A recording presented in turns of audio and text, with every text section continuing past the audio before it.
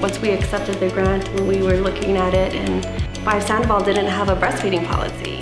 So we're like, why not? I was like, we gotta start here first because we don't have one. Yeah, we don't have one. That is so weird. I'm working here as a counselor for years, and I'm like, it never really dawned on me to even have a policy set in place. In like one of the breastfeeding kits to cover the baby while you're nursing in public if you want to, she said that was a big reason why she had continued to breastfeed, because just having that item made her feel like secure and comfortable.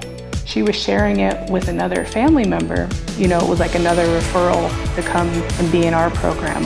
In the breastfeeding classes, I welcome all of the kids and the grandparents, their caregivers for the baby. So we all sit down and we talk, and I just let them ask all kinds of questions, whatever they have. It's not like a strict, oh, you need to know this, you need to do that. It's not like that.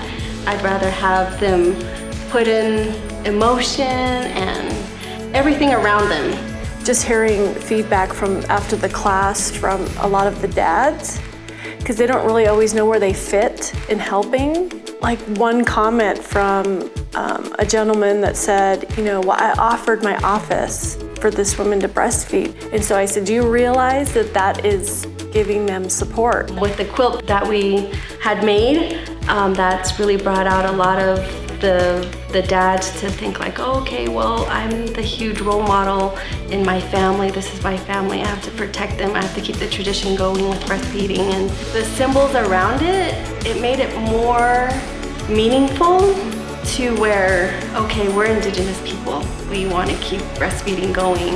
And I think with the grant too, we kind of became their advocate besides the breastfeeding peer counselor. We all became kind of their advocates in the community. I think the little kids were more stoked on with their own little water bottle that they can actually hold. Yeah, they're little infused. Yeah, their little own, and they fill up the water themselves and they just sit there and drink it. I had this little boy come in and he was filling up his water bottle, and I told him, I said, what does this say? And he was looking at it. He read it and he just had this big old smile on his face, and he runs over to his mom and it says, this is only for water. We've had some kids, you know, that are having some of the water projects at school through some of the other cohorts. And when they come to our clinic and they see the water bottles, like more than one of them has said, I'm gonna take this to school for my water. Oh yeah, the water challenge. It's really worked out well with Hamus, because we've kind of been able to, because we're in a clinic setting and they're more out in the community doing their runs and stuff. When they come in to see us and we're kind of reinforcing what they've been doing, and then we give them their water bottle, and they'll say, oh, we've been doing this. So we're really proud of is our water prescription. We did outreach to some of our providers in the community. So we figure if somebody in the clinic somewhere would hand them something with their signature on it saying, this needs to be done.